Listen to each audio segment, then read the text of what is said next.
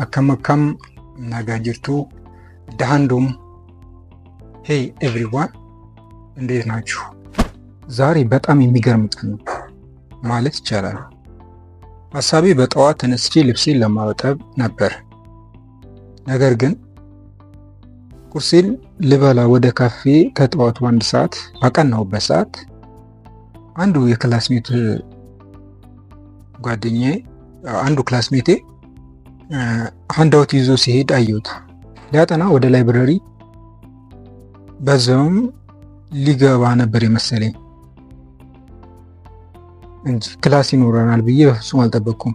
ሪፑ በጣም ያሳዝናል። ቴሌግራም ለመጠቀም ይከብደዋል መሰለኝ። መረጃ ለተማሪዎች አያስተላልፍ። ይህ ግን ጥሩ አይደለም። እናም ያገኘሁት ልጅ ካፌ ውስጥ ስበላ ከሌላ ጓደኛው ጋር ሲነጋገሩ ስሰማ ጠዋት ላይ አካውንቲንግ አለን ሲል ሰማሁት እና እኔም መልሼ ሳልጠይቀው ተመልሼ ወደ ዶርም ለልጆች ክላስ እንዳለ ነገርኳቸው። ከዛም እስከ 4 ሰዓት ተኩል ድረስ ስታቲክስ ስንማር ቆየሁ። ሰውየው ሲያስተምር በጣም ይፈጥናል እና ደግሞ አንድ ቻፕተር ከግማሽ ነበር ያስተማረ። ዋው! የሰውየውን ፍጥነት ሳስተውል ልክ እንደ አቦ ሸማኔ ይመስላል። ኮርሱ ብሎክ ነው፣ ለዛም ይሆናል ብዬ አሰብኩ። ግን ሰውየው ሲያስተምር አንድም ነገር አልገባኝም። ሌክቸረሮች እና አንዳንድ መምህራን አስተምረው ሲጨርሱ ጥያቄ ይላሉ። እንደኔ ግን ማለት ስላለበት ብቻ ይመስለኛል እንደዛ የሚለው። እናም ተማሪው ዝም ይላል፣ ምክንያቱም ጥያቄ የሚኖረው ትንሽ እንኳን ሲገባ ነው።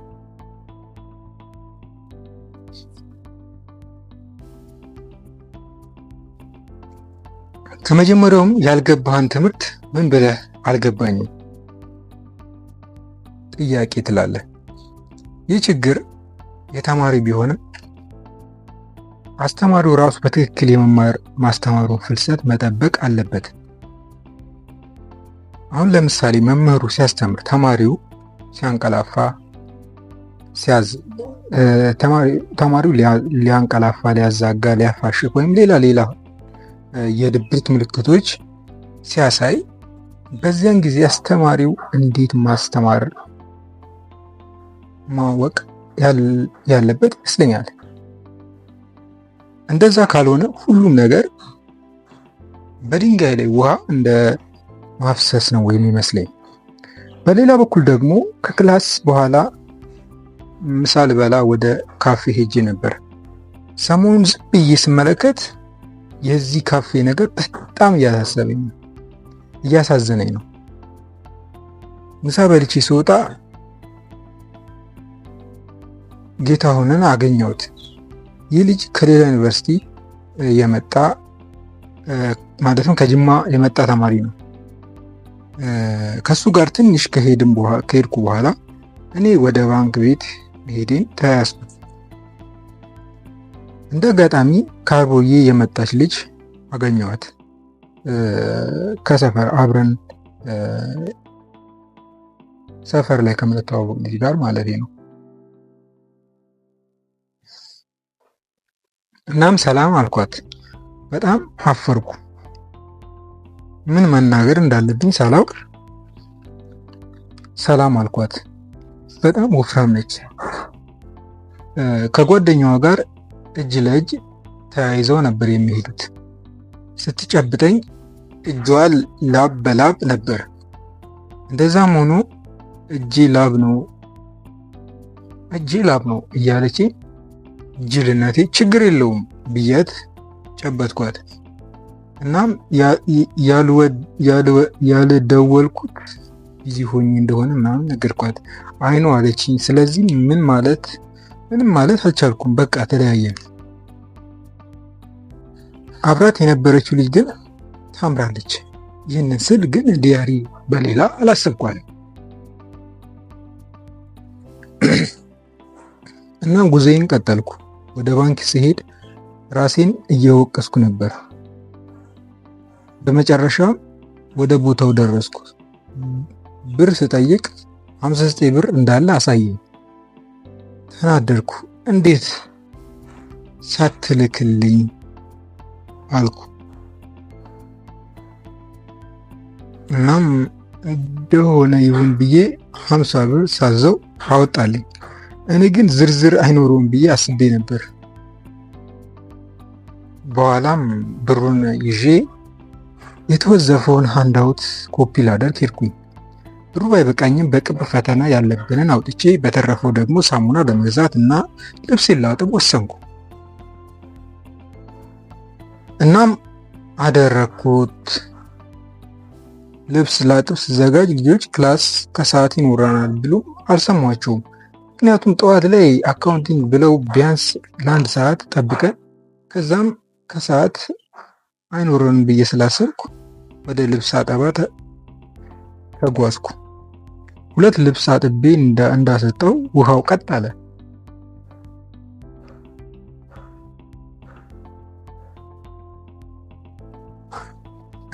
ብዙ ልብስ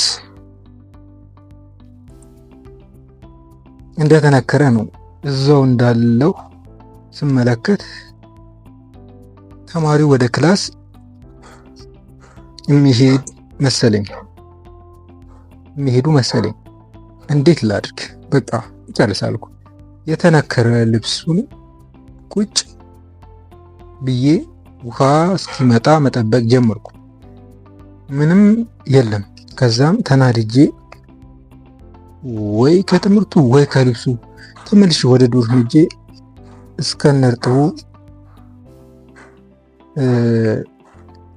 እስከነርጥቡ በሳፋ አስቀመጥኩት። እናም ቁጭ ብዬ አልጋ ላይ ከዲያሪ ጋር መነጋገር ጀመርኩ።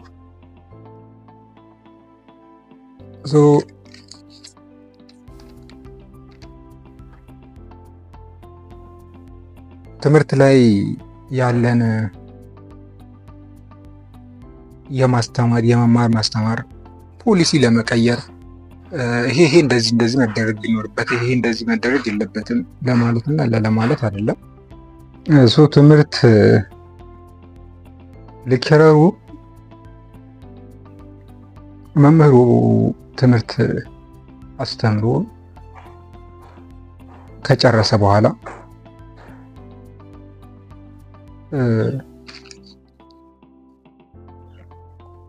መምህሩም እንዴት ነው አንድ ትምህርት እሺ ውጤታማ አይደለንም በመማር ማስተማር ከግቢ ተማሪ ከወጣ በኋላ ስለሚያደርገው ነገር ምንድነው? ስራ ይሰራል? ስራ ያገኛል ወይ? ምን አይነት ስብዕና ያላቸው ልጆች ነው እናመርተው? እንዴት ነው ያለው ነገር? መማር ማስተማሩ ላይ የመምህራኖቹ ብቃት፣ የትምህርቱ ብቃት፣ የትምህርቱ አይነት፣ እየተማሩ ያሉት ነገር ምንድን ነው? የሌለ መሬት ላይ የሌለ ነገር፣ ሀገሪቷ ውስጥ መሬት ላይ የሌለ ነገር ነው የሚማሩት? ያለ ነገር ነው የሚማሩት? እሺ በቃ አስተምሬያለሁ ይሄን ያህል ብሎ መንግስትም ይሄን ያህል አስተምሬያለሁ፣ ይሄን ያህል ተማረ፣ ይሄን ያህል 500,000 ተማሪዎች በ2013 14 አስመርቄያለሁ፣ 2014 ደግሞ 700,000 ተማሪዎችን ማስመረቅ አለብኝ። እንደዚህ የቁጥር ችግር ቁጥርን ብቻ መሰረት አድርገው መንግስት ላይ ያሉ አካላት የተማሪ ህይወት ላይ መጫወት፣ የተማሪው እድሜ ላይ የተማሪው ጊዜ ላይ እኔ አሁን እየተናደርኩ ነው አይደለ? እንደዚህ የኔ እድሜ ላይ ማለት ተጫውቶብኛል ብዬ ስለማስብ ነው። እኔ አግሮ ኢኮኖሚክስ በ2013 ስመረቅ ስማር ያለው ነገር ቲዎሪ ነው፣ ሁሉ ነገር ፕራክቲካል የለም። ፕራክቲካል ወጥቼ ማረስ ነበረብኝ። ከዛ በፊትም ደግሞ እሱን ከማለት ስለ አግሪካልቸር ያለን የኛ አስተሳሰብ ራሱ ሁሉ ነገር የሚገኘው ከአግሪካልቸር ነው። ናቹራል ነው። ምግብ፣ መጠጥ፣ ለሰው ልጅ የሚጠቅም ነገር በሙሉ ያለው ገጠር ነው፣ አግሪካልቸር ላይ ነው። እዚህ ላይ ግን ብሬን ዎሽ የተደረግነው ከተማ የሁሉ የአራዳ የሁሉ ነገር የአዋቂዎች መሰባሰቢያ፣ የምሁራን መሰባሰቢያ። ግን ገበሬው ባላገር ምንም የማያውቅ ደደብ አራዳ ያልሆነ ፋራ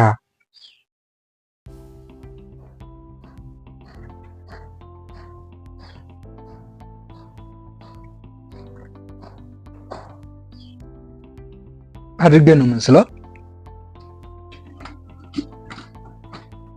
እንደዛ ነው እየሳልን ያለ ነው።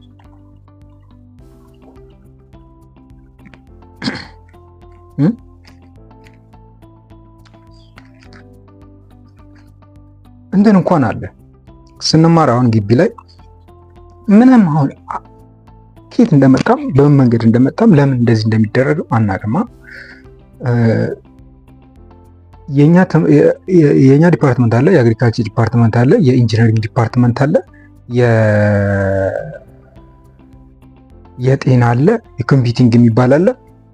እሺ ጤናዎቹ ማንም አይነካችም፣ ያው እነሱ እንትን ናቸው። ግን እንደ ቀልድ ተብለው ሞራል ላይ ቀልድ ነው። ቀልድ የሚገባው ሊገባው ይችላል። ኦኬ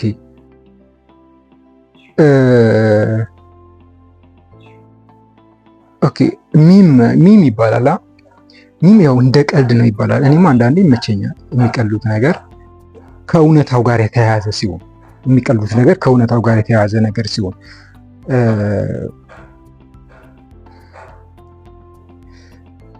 ነገር ግን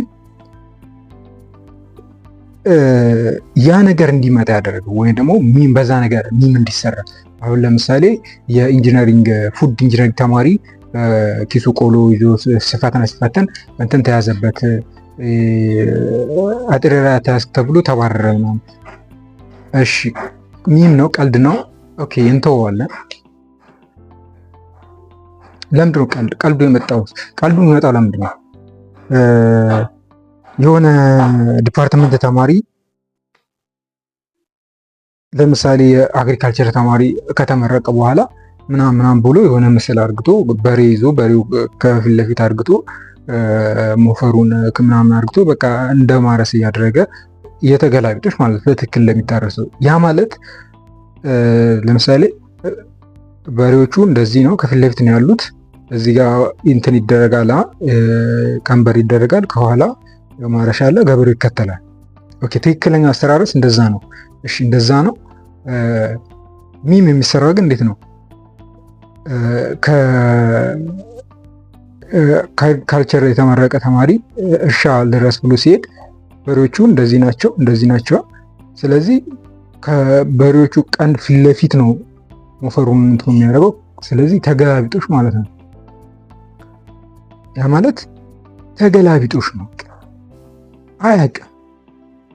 ያ ተማሪ ከወጣ በኋላ እንዴት ማድረግ እንዳለበት አያውቅም።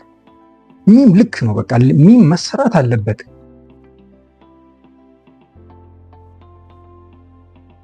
ግን የተማሪውን ሞራል ይነካል ምናምን ተብሎ እንደዛ ያደረገን ተማሪ እንደዛ ሚም የሰራን ተማሪ ወደ ማሰር ከትምህርት ከግቢ ማስወጣት ለማለት በቃ እኛን ልክ አንተ ምንድነው እኛ ልክ ነን፣ የኛ ነገር መሄድ አለበት። ልክ አይደለም። ልክ ቢሆን ከግቢ የወጣ ተማሪ ተምሮ የራሱ ነገር እንኳን መቻል አለበት። የአገሪቷ በ80% በላይ ገበሬ ነች ተብሏል። እዚህ ጋር ደግሞ ማረስ የሚችል ወይም ደግሞ ግብርናውን ማሳደግ እችላለሁ የሚል ተማሪ ወጣ። እኔ ነኝ ያ ሰውዬ ወጣው። ትልቅ ግሬድ አለኝ ቁጥር ሳይ ግን የለም፣ መሬት ላይ ምንም ነገር የለም፣ የተሰራ ሲስተምም የለም። ስለዚህ ባልተመረኩበት ስራ የሆነ ነገር በቃ በልቼ እና ጠጥቼ መዋልና ማድረስ ስላለብኝ የራሴ ነገር የኔ ስለዚህ እስካሁን የመንግስትን ነገር ስከተል ቆይቼ ተምሬያለሁ። ከአሁን በኋላ ግን የራሴን ነገር ማዘጋጀት ስላለብኝ እስከዛ ድረስ የሆነ ነገር ሰርቫይቫል ነው። በቃ ፎር ሰርቫይቫል የሆነ ነገር ማድረግ አለብኝ። የሆነ ነገር መብላት መጠጣት አለብኝ። በቃ የሆነ ነገር ማድረግ አለብኝ። የተማርኩት ነገር ውሸት ነው ማለት ነው። ምንድን ነው ሀሳቤ? እየተሰራ ያለው ነገር ትምህርት ላይ ምን ያህል ሪል ነው? ሁሉ ነገር ቲዎሪ ነው። ምንም ነገር ፕራክቲካል የለውም። አንድ ኬሚስት ተመርቆ ወጥቶ ማስተማር ነው። ምንድን ነው የሚያስተምረው? ቲዎሪ ነው። የሆነ በላብ ገብቶ ፕራክቲስ አድርጎ እንትኑን ከእንትኑ ጋር ቀምሞ እንደዚህ አድርጎ ሳሙና እንደዚህ ፈጥሮ የሆነ የራሱን ነገር ቢውልድ አድርጎ ሰዎችን ችግር መፍጠር ሳይሆን እነሱን ማስተማር። ምንድን ነው የሚያስተምራቸው? ያ የተማረውን ቲዎሪ ነው የሚያስተምራቸው። በቃ ምንም ፕራክቲካል የሌለ ነገር፣ መሬት ላይ የሌለ ነገር፣ ህይወትን ከዚች ወደዚህ ፈቅ የማያደርግ እውቀት ይዞ ሰው ሌሎች እንደሱ አይነት ቲዎሪስት የሆኑ ተማሪዎችን ለመፍጠርና ለመገንባት ደፋ ቀና ይላል። እሺ ይሄ የኛ ችግር ነው፣ የሀገር ችግር ነው፣ የብዙ በቃ ይሄ ሁሉ አለ።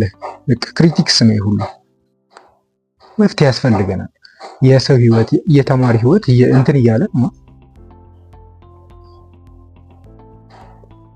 እያለቀ ነው በትንሽ በትልቁ ያለሱ ጥፋት።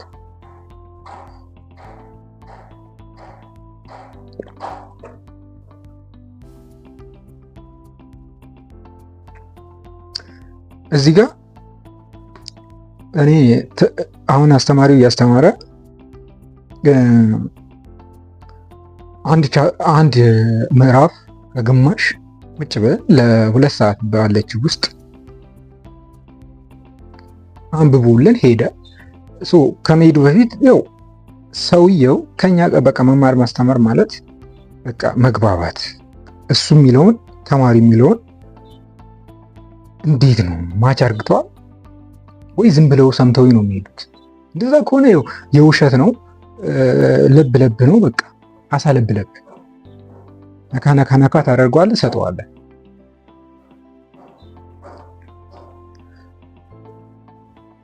ጥያቄ ጠይቃለህ። እሺ አስተምሮ ምናምን ጭር ተማሪ ዝም አይቻሉ። እኔ ከታች ጀምሬ በቃ ይሰራል ከሚባሉ ተማሪ ውስጥ ነኝ፣ በደረጃ ውስጥ ከሚጠሩ ተማሪዎች ነኝ። አይቻለሁ። እኔም ከነሱ ጋር ነው ያለሁት። መምህሩ አስተምሮ ሲጨርስ ጥያቄ ጠይቃል። ማንም ጠይቀው ቢያንስ በክፍል ውስጥ 50 ተማሪ ቢኖር ከ50 ወይ አንድ ሰው ወይ ሁለት ሰው ይጠይቃል። ሌላው በቃ ወይ አልገባውም፣ በቃ አልገባውም። ምን እየተወራበት እንደሆነ ምን እያሉ እንደሆነ አይጠየቅም። በቃ ቁጥር ለመቁጠር ይቆጥራል፣ መረቃል፣ ይወጣል። እሱም ከዛ ለምንድን ነው እሺ ታዲያ ለምንድን ካልገባው ለምንድን ወጥቶ ከክላስ ወጥቶ ለምን የራሱን ስራ አይሰራም? እዚህ ጋር ደግሞ ትምህርት ተማር እንደዚህ አድርግ፣ ብዙ ትህትና አለበት። ቤተሰብ ለምንድን ነው ትምህርት ተማር እንደዚህ አድርግ ብሎ ያው ልጁ የተሻለ ቦታ እንዲደርስለት ነው። ሌላ ምክንያት የለውም። ልጁ እንዲጨናነቅበት፣ ልጁ ስቃይ እንዳይበት አይፈልግም።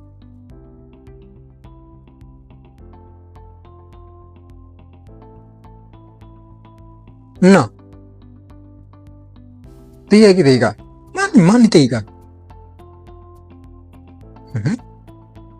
ስላልገባው ነገር እንዴት ይጠይቃል? መምህሩ በቃ ካልጠይቃችሁኝ ገብቷችኋል ማለት ነው የሚል ውሸት ለራሱ ያሳምናል። ይሄዳል። ፈተና ይመጣል። የሆነ ተማሪ ከሌላ ሊሰራ በቃ ቤትም በምን በቃ በቃ ሁሉ ነገር የይሂድ ከራሴ ላይ የይሂድ ድብና አርግቶ አለመስራት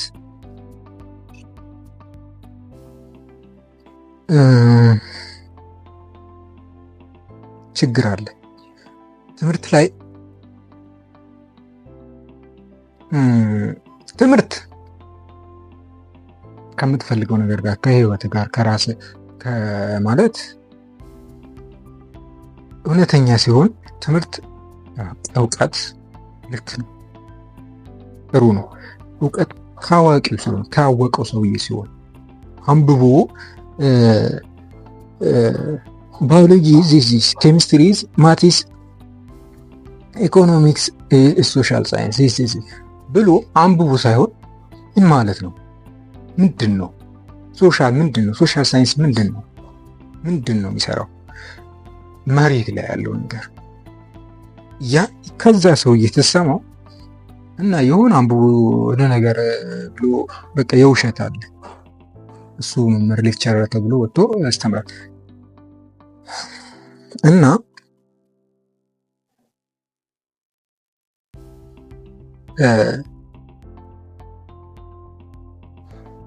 ያው ግቢ ላይ የሚደረገው ነገር ማር ማስተማሩ ሁላችንም እናውቀዋለን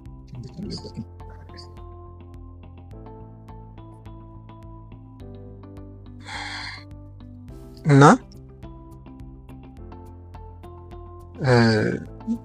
እኔን የምመስሉ ወጣቶች ምን እያልኩ ይመስላችኋል? ስለዚህ አትጠይቁ፣ ከግቢ ውጡ፣ ከትምህርታችሁ ንቀሉና ሂዱ፣ ጥፉ እያልኩ አይደለም። የምትፈልጉት ነገር ላይ ትኩረት አድርጉ እምለው እኔ እንትን አድርጉ። ያው እሺ ትምህርቱ አይገባችሁም፣ የሚገባችሁ ነገር ምንድን ነው? እሺ እዚህ ጋር ይሄን ነገር ብታደርጉ ለሆነ ነገር ወይ ለቤተሰብ ወይ ወዳችሁትም ወይም እየገባችሁ ነው፣ እሺ ቀጥሉበት። እሱ ከሆነ ይፈለጋል። ግን አብዛኛው እየገባው አይደለም። እየተማረ ያለው ነገር እየገባው አይደለም፣ ግራ እየገባው ነው። በቃ ይሄ እውነታ ነው። እየገባችሁና ትክክል ደስተኛ ሆናችሁ ከሆነ መንገዱ አሪፍ ያድርግላችሁ። አብዛኛው ትምህርት ላይ ክላስ ውስጥ ሲያስተምር ተማሪው ምን ያደርጋል? ያንቀላፋል፣ ያዛጋል፣ ብዙ ነገር አለ። በቃ ያ ማለት ምንድን ነው? ማንቀላፋት ምንድን ነው? ማፋሸግ። አንድ ነገር እኮ አእምሯችን ሲፈልግ ማድረግ እኮ ሲፈልግ ሁሌም ፋስት ነው። እንዴት ነው? አንድ ጌም ሲጫወተ የፕሌይስቴሽን እግር ኳስ ሲጫወት እንዴት ነው አእምሮ የቱ ጋር ነው ያለው? በዚህ ጋር ለፍ፣ በዚህ ጋር እያለ ምንድን ሁሌም ፎከስ እዛች ነገር ላይ በቃ ያቺ ጌሙ አለ። እዚህ ጋር አይፈልገውም። በቃ አእምሮ ራሱ ምንድን ነው ግራ ገብቶታል። በቃ ስለዚህ ይሄ ነገር አልፈልገውም ምናምን ያዛጋል፣ ያፋሽጋል፣ እንቅልፍ ይላል። ሂደቱ ላይ ነው ችግሩ። ምንድን ነው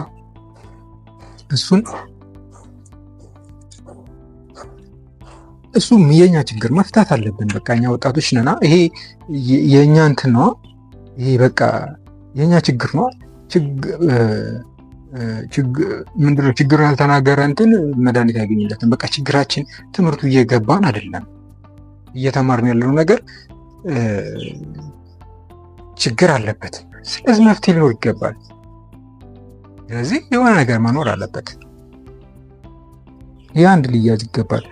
ስለዚህ መፍትሄው ላይ እስቲ መፍትሄ ምንድን ነው? መፍትሄ የምትሉት ነገር ካለ ብትጽፉ እና የሆነ ነገር ብናደርግ ደስ ይለኛል።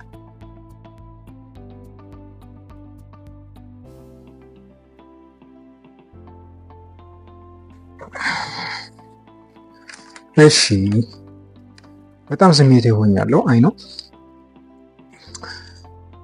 ሌላ ካፌ ላይ ስላለ ነገር ነው። ይሄ የምግብ ችግር ነው ምናምን። ምግብ ብዙ ነገር አለ። እንዴት እንደምንማር ስንት የጨጓራ በሽተኛ እንደሚወጣ ከግቢ ሁላችንም እናውቃለን። ችግር አለበት። የግቢ ምግብ ችግር አለበት።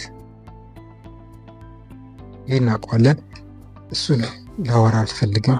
እሱ የራሳችሁ በቃ መፍትሄ አምጡ ለራሳችሁ። እሱን ነው የጻፍኩት። ሌላው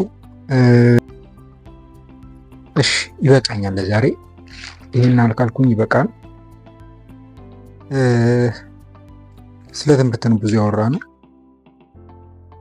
የዛሬው ዲያሪ ይህን ይመስላል።